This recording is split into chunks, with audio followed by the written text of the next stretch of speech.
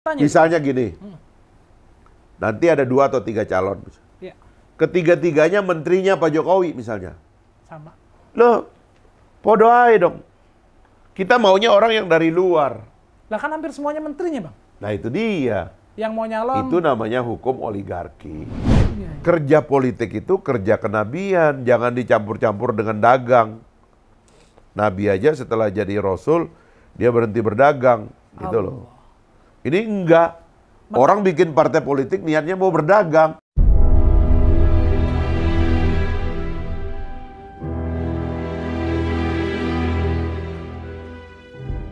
Nah, kalau Abang bilang tadi, ini kan semua partai hampir koalisi, Bang. Berarti kan memang pemainnya itu-itu aja. Dan itu bagus dong menurut saya, berarti bisa melanjutkan program pemerintah dibanding tidak dilanjutin, malah ntar nggak jalan, Bang, begitu-begitu aja. Telat dong. Kalau kita mau melanjutkan dengan pikiran seperti itu, kenapa juga kita ganti Pak Harto? Kan dia ada repelitanya, rencana pembangunan 5 tahun, ada GBHN-nya. Itu yang saya bilang, para pemimpin politik sekarang ini belum mengerti benar apa arti demokrasi itu, belum mencerna dengan baik.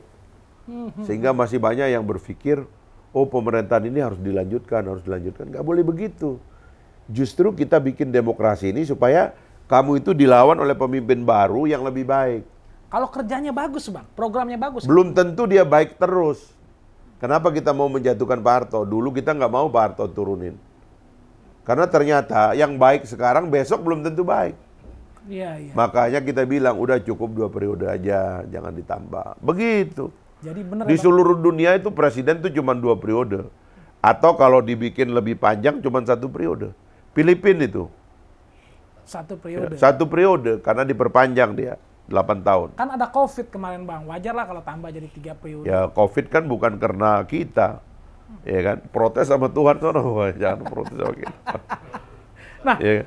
kalau kayak begini berarti dengan kayaknya nerusin program pemerintah yang ada, terus kayaknya partai sebelah juga nggak dapat untuk menjadi pencalonan presiden, banyak masyarakat golput dong, Bang. Ya bisa jadi. Sayang sih kalau banyak orang nggak percaya sama pemilu, gara-gara pemimpinnya nggak mau berubah. Hampir setiap orang kalau dikasih jabatan tuh kayaknya lupa deh, Bang. Memang. Iya kan? Makanya kita batasin. Kalau misalkan Gelora Saya menang, sengaja mundur. Semua partai minta saya jadi anggota DPR. Teman-teman DPD minta saya jadi anggota DPD. Saya bilang enggak. Saya hampir 20 tahun di Senayan, saya mau pensiun sebentar, jadi rakyat. Biasa aja jadi rakyat, gue tambah gemuk, ya kan? Ya kan? oh proyeknya banyak kali, Bang. Atau gerimisnya dulu banyak, Bang. Iya kan? Nggak ada, kita jadi rakyat biasa. Ternyata jadi rakyat biasa juga nikmat. Nggak harus jadi pejabat. Kalau ada orang nganggap hanya bisa hidup kalau jadi pejabat, wah itu salah. Fasilitas kan dapat, Bang. Itu Dikawal, apa. Kan biasanya kalau orang udah biasa menjabat, ketika nggak menjabat agak kaget loh, Bang. Karena waktu menjabat, semua dipakai. Karena waktu tidak menjabat nggak punya apa-apa. Ya jangan begitu dong. Apa Abang ngumpulin uang terus bikin partai? Kan nggak mungkin juga. Jadi Nggak. rakyat tapi punya partai ini. Kita dalam membuat partai itu, pembiayaannya itu kita tawarkan dari publik. Ini, jadi gini, bikin partai dalam demokrasi sama dengan bikin PT, startup. Oke. Kita saham bikin ya, Bang? PT-nya, habis itu kita IPO. Beli orang, ada menyumbang orang. Gitu. Sama juga bikin partai, ini idenya begini nih kepada masyarakat. Masyarakat mau bantu. Kita punya 1 kantor di pusat. Itu pun nggak 1 karena kita ada beberapa tempat sebenarnya. Punya 34 provinsi.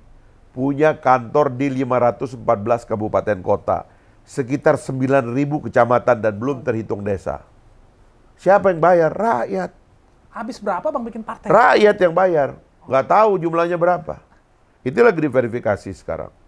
Jadi kalau idenya bagus. Digaji nggak tuh, Bang, kalau ketua partai? Kagak. Nggak digaji? Volunteer. Ini amal. Kalau Anda punya waktu yang terbaik sekarang ini, umur terbaik, Allah. ambillah waktu itu untuk berpolitik.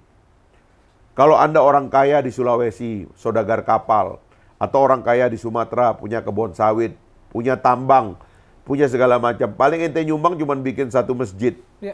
bikin 1 pesantren, bikin 1 rumah sakit, bikin beli 10-20 mobil ambulan. Tapi kalau Anda bisa membuat politik ini menjadi orang baik yang dalam kekuasaan, kita bisa bikin ribuan rumah sakit, ribuan sekolah, ribuan rumah ibadah kita bisa bikin. Kalau orang yang naik kekuasaan itu baik. Makanya politik itu kerja kenabian, pahalanya banyak. Kalau ada orang bilang politik itu kotor, otaknya yang kotor. Allah. Politik itu mulia, kerjanya Nabi. Kalau ente punya waktu sekarang, ente boleh dagang atau apalah, mohon maaf ya, termasuk jadi ustadz segala macam. Ada pahalanya kecil. Yang pahalanya besar jadi politik. Masya Allah. Iya, karena kalau kekuasaannya Dakwah di jadi sini, benar, Bang, ya kan, keadaan jadi membaik, gitu. Oke. Itu keyakinan agama, gitu. Tapi emang benar orang bilang kalau orang yang masuk politik itu udah pasti jadi hitam juga nantinya. Ya itu dia kan, emang niatnya jadi hitam. Saya 20 tahun dalam politik, putih gua. Nggak ada masalah. Tapi saya dengar kalau orang-orang di sebelah biasanya dapat gerimis tuh Bang, di dalam tuh. Ya itu dia, ya kan. Niatnya udah nggak bener gitu loh. Masuk politik, niatnya itu pengen mendapatkan cuan dari kekuasaan. Wajar sih Bang, kan pakai butuh modal Bang. Iya wajar, tapi kalau itu tujuannya, rakyat nggak keurus. Kita nyalon Bang, udah pasti mengeluarkan kos politik. Nah itu. Dapat, kalau nggak kita dapat balik ya nggak balik dong. Itu namanya sistem. Nanti dalam sistem yang saya buat, kalau ada orang baik, maju lu. Nggak ada spesial lu tanggung. Gue bayar semua sebagai negara. Negara yang tanggung semua. Kan Abang belum jadi, partainya Ya belum makanya berkuasa. nanti menangin dong. Kalau kita menang, nanti orang baik masuk politik nggak bayar. Oke. Karena kalau dia dibayar, atau dia memakai uang pribadinya, nanti begitu dia terpilih, dia bilang, gue mau kembali modal nih, 5 tahun. Ya. Ngobjek aja kerjaannya 5 tahun. Karena mau kembali modal. Atau dia dibayarin orang. Karena ongkos pemilu mahal kan? Mahal. Dibayarin orang. Saya udah hitung-hitung mahal juga. Habis dibayarin orang, setelah terpilih, dilantik, ketok pintu kawan tuh. Oi, balik-balik. Cari duit dia buat majikannya. Oke. Nah, kita nanti ngatur sistem. Pertama, biaya pemilu nggak mahal. Kedua, orang nggak perlu bayar. Kamu jago, otakmu bagus, kredibilitasmu bagus, kamu selama ini jadi orang baik, dipercaya oleh rakyat, maju. Postermu negara yang buat, kamu tampil di TV negara yang bayar. Bikin iklan negara yang bayar. Begitu. Maka orang baik masuk kekuasaan. Bukan orang karena banyak duit. Sekarang yang masuk kekuasaan orang yang banyak duit atau dibayar sama orang banyak duit. Habis itu jadi apa dia? Jadi budak untuk membayar kembali segala hutang-hutang politik dia. Itu yang bikin rusak kita sekarang. Oke. Gitu. Masya Allah. Nah. Bang, apa namanya? Gelora menang dong. Amin. Saya amin. Nah, Abang kan dengan kuat begini, pernah gak sih Bang ada yang pengen, nih saya kasih kamu nih. Banyak. Bukan Banyak. nyogok, pengen dikasih lah, Banyak. hadiah-hadiah. Kalau nyogok terkasar. Banyak. Banyak ya? Diterima gak Bang? Ya buktinya gue masih hidup nih. Kalau enggak kan udah ditangkap KPK gue. Sambil ngelawan KPK. 15 tahun saya lawan KPK. Nggak ditangkap. Kalau nerima kan masa sih sekali gak ketemu OTT, ya kan? Kali ajudannya Bang. Makanya gini, cara ngaturnya itu. Saya kadang, ada yang ngasih saya uang. Saya bilang, kamu sayang sama saya nggak? Saya bilang gitu kan. Ya, kenapa bilang begitu? Ini kelakuan kamu ini bisa bikin kamu sengsara, gue belangsak. Ya kan? Nggak gini caranya. Saya bilang, diambil lagi sama dia. Gitu. Ada caranya kita dapat duit yang baik. Ada caranya. Rezeki dari Allah besar. Amin. Allah Maha Kaya. Masa Allah Maha Kaya bikin kita miskin? Nggak mungkin kan? Betul. Gitu. Abang pernah nolak sampai berapa USD atau rupiah? Detail amat pertanyaannya. Ntar KPK bilang kenapa nggak diterima aja lapor ke KPK. Ya kan? Gratifikasi. Apain lah tambah repot urusan. Ya kan? Ntar kalau kita berkuasa kita bikin sistemnya baik. Orang baiknya jadi banyak. Pejabat cukup. Gajinya kita perbaiki. Gaji pejabat diperbaiki kok dong. Masa ada orang gajinya susah. Anaknya pengen sekolah tinggi. Kalau orang gajinya susah, ya kan, biaya hidup di Jakarta nggak memenuhi, terpaksa dia cari uang dengan cara lain. Misalnya ada pejabat, biaya hidup di Jakarta, misalnya 10 juta. Gaji dia total nih bersih cuma 5 juta. Minus Bang. Waktu dia terima uang 5 juta itu, dia bilang, Alhamdulillah. Tapi ya Allah ini sisanya 5 juta gimana ya Allah? Gitu loh. Mesti nyari kan. Ya udah ngobjek kiri kanan. Kalau ngobjek, kalau kita terimanya setelah objekan kelar, sah dong Bang? Kan hadiah. Ya udah. Itu bukan urusan saya lah, itu urusannya MUI lah ntar. Nah, Abang kan bilang Gelora menang. Apa yang bikin anak muda jatuh cinta sama Gelora, Bang? Kalau orang pemikir tahu, Bang Fahri Hamzah tuh pemikir. Tapi anak muda kan Gen Z, milenial belum kenal juga sama Abang. Insya Allah karena kita lahir justru pada masa krisis ya. Dan kita lahir untuk menangkap kegalauan generasi muda tentang masa depan mereka. Masa depan kita ini penuh dengan kecemasan ya. Tadinya dibilang ada demographic bonus ya. Anak-anak muda, kita berlebihan anak muda. Tapi ternyata fasilitas bagi anak muda untuk terus survive dan bertumbuh itu tidak disediakan. Sekarang ini angka putus kuliah cukup tinggi. Ya kan? Orang-orang yang lulus tidak terserap oleh lapangan pekerjaan cukup tinggi. Kita mesti cari cara supaya kehidupan anak-anak muda ke depan itu terjamin. Nah itu celah kita untuk menampung dari generasi muda Indonesia. Itu teorinya Bang. Apa yang sudah dilakukan Gelora untuk anak muda? Deh?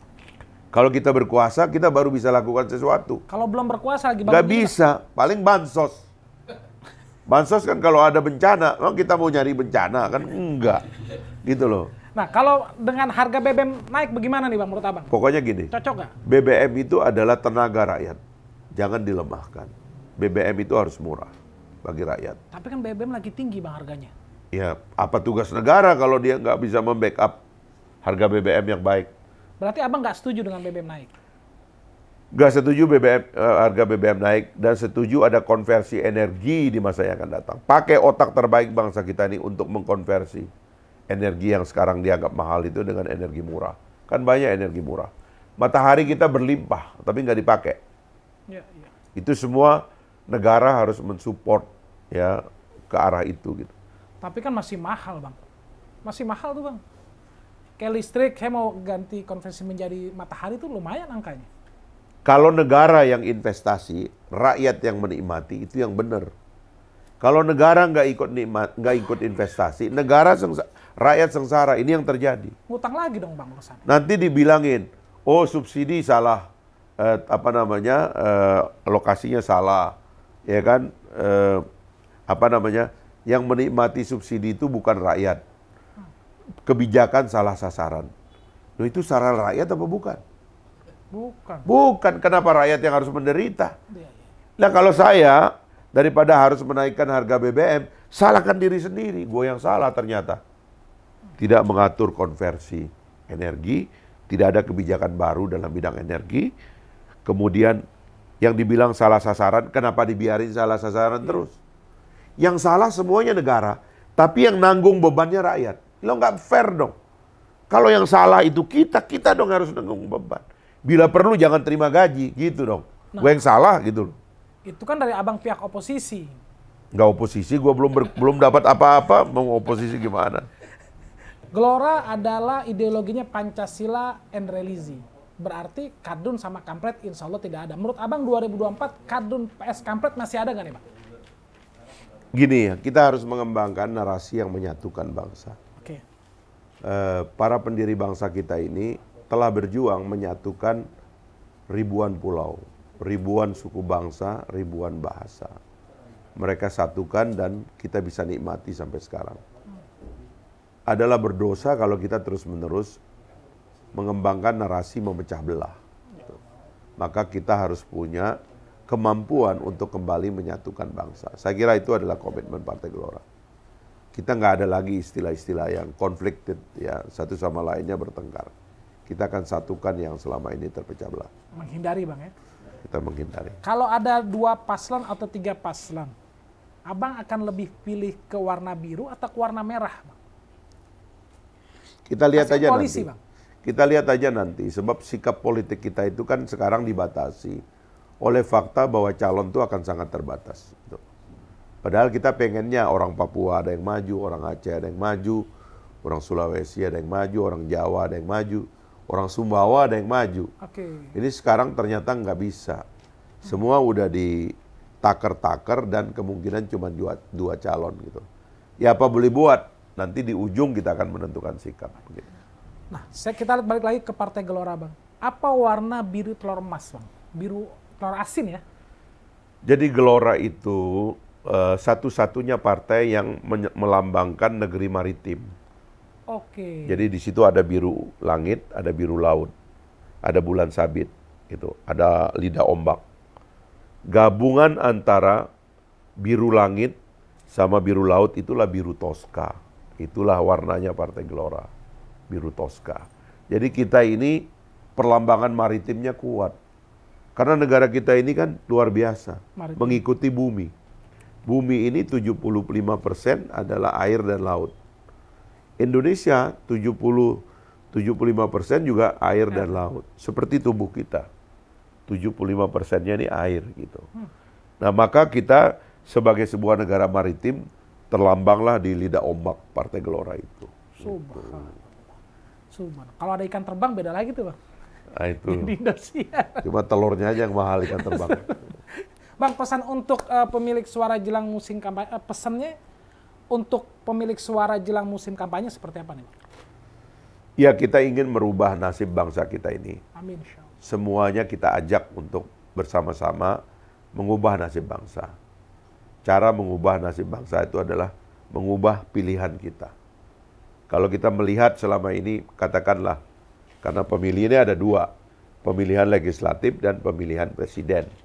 Kalau kita lihat legislatifnya sudah bobrok, tidak ngomong, sibuk dengan diri sendiri, cuma loyal kepada partainya, tidak loyal kepada rakyat, maka kita harus menentukan pilihan baru. Nah, Partai Gelora menjanjikan tidak ada yang namanya loyalitas mutlak kepada partai. Ketika loyalitas kepada negara dimulai, loyalitas kepada partai berhenti. Partai hanyalah teman berdiskusi. Komitmen tuh, Bang ya? Komitmen begitu. Baik, alhamdulillahirrabbilalamin. Hari ini kita sudah berdiskusi, berdialog dengan Bang Fahri Hamzah. Insya Allah akan menjadikan kebaikan buat kita semua. Bang, kasih pesan buat anak muda untuk mereka terjun di politik berani, Bang. Terutama, kamu pilih nih partai saya. Ya kan saya sudah katakan, kalau kita ini orang kaya, baik karena kaya karena punya tambang, punya tambak, punya kapal, punya toko, punya segala macam lah. Kemampuan kita memperbaiki keadaan itu sedikit. Katakanlah Anda Ustadz Kondang. Paling banyak Anda punya pendengar. Katakanlah pendengar Anda 10 juta atau bahkan mungkin 100 juta. Luar biasa. Tapi orang hanya mendengar. Itu nggak bisa merubah pendidikan mereka, nggak bisa merubah kesehatan mereka, nggak bisa merubah pendapatan mereka, pendapatan per kapita mereka dan sebagainya. Tapi kalau Anda berpolitik, Anda memperbaiki politik ini, kalau di tingkat nasional, Anda bisa merubah hidup orang secara masif. Itulah yang kita harapkan dengan Partai Gelora, partai baru yang akan mengubah nasib masyarakat secara masif. Sehingga apapun pekerjaan Anda pada saat Anda usia muda, kontribusilah dalam politik, karena politik ini yang punya efek paling besar. Termasuk kepada generasi muda. Supaya Anda punya pekerjaan, supaya Anda punya mimpi-mimpi yang bisa diwujudkan di masa depan. Gitu. Alhamdulillah, Partai Gelora memang sangat luar biasa. Tapi satu hal nih, Bang, banyak yang bertanya, ini kalau Partai Gelora menang, ini tetap NKRI atau menjadi khalifah, Bang? Kan dasarnya Pancasila. Pancasila. Karakteristiknya adalah bangsa Muslim seperti kita ini. Nggak ada yang berubah. Kalau ada yang ingin merubah apa yang sudah kita punya sekarang, namanya bego. Allah. Karena yang diberikan atas berkat rahmat Allah yang Maha Kuasa kepada kita ini udah luar biasa. Apalagi, ya kan? Tinggal pemimpinnya harus lebih baik. Itu aja yang kita perbaiki. Alhamdulillah. Ya. Alhamdulillah. Terima kasih banyak. Wabillahi taufiq wal hidayah. Wassalamualaikum warahmatullahi wabarakatuh.